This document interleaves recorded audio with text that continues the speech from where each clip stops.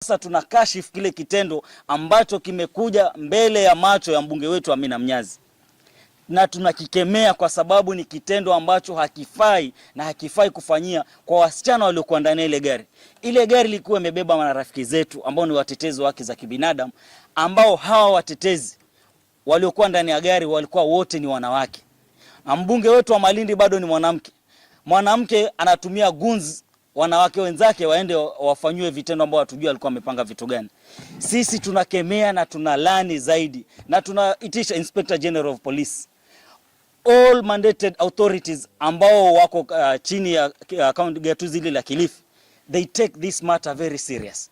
Tunataka haki kaweze kufanyika kwa sababu sisi kama watetezi wa haki za kibinadamu ndani ya Malindi na the whole country, we are not safe.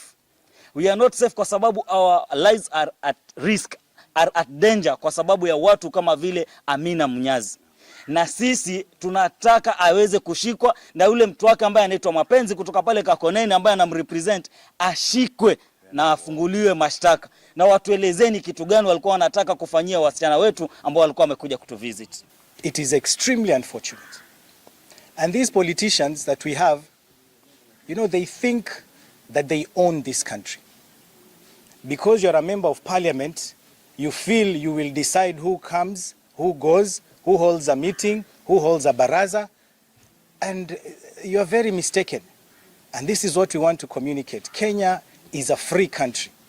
Everyone and anyone has any right to hold a meeting, to hold discussions, to deliberate on matters that affect the people there and matters that affect the country in general.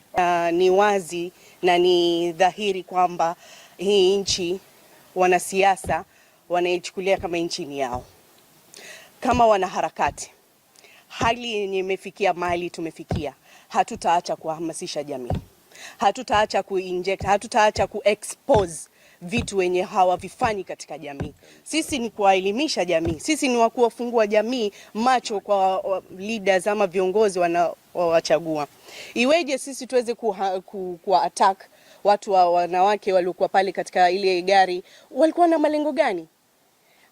Hatutanyamaza na wakati kama huu na karne hii iliyofikia hapa, hii nchi si nchi ya watu tena kutishiwa maisha. Jana naweza sema ilikuwa ni kama movie.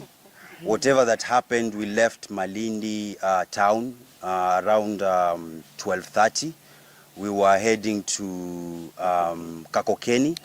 Kakoneni. On our way, we drove for almost 1 hour.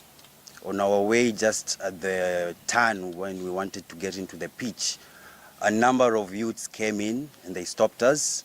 One of the ladies tried to close the window, but she was threatened. Unafunga kioo kama nani? Ama tuchome hii gari. Mnafanya nini hapa? They started wakatushukisha ndani ya gari.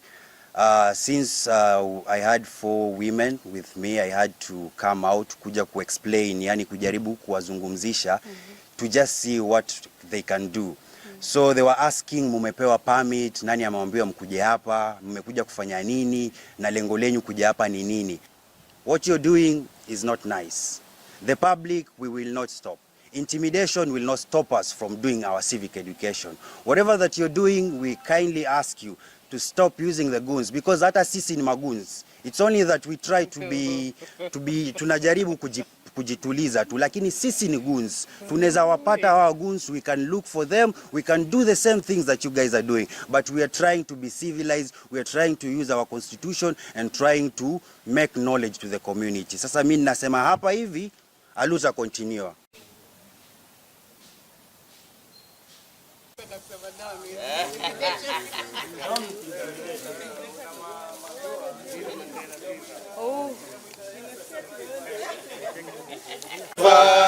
Solidarity forever, solidarity forever, we shall always fight for our rights. So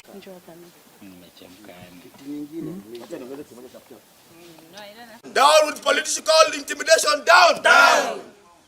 Viva people, viva. Viva. Viva Malindi, viva. Viva. Forward with the struggle, forward. Forward. Long live human rights, long live. Long live. Long live social justice. Solidarity forever. Solidarity forever. We shall always fight for rights. We celebrate. African women on the front line. Organize, educate, liberate, celebrate. Viva our women, viva. Viva. Nasikia huyo watchman. Labda wana maswali yao. We have to confirm.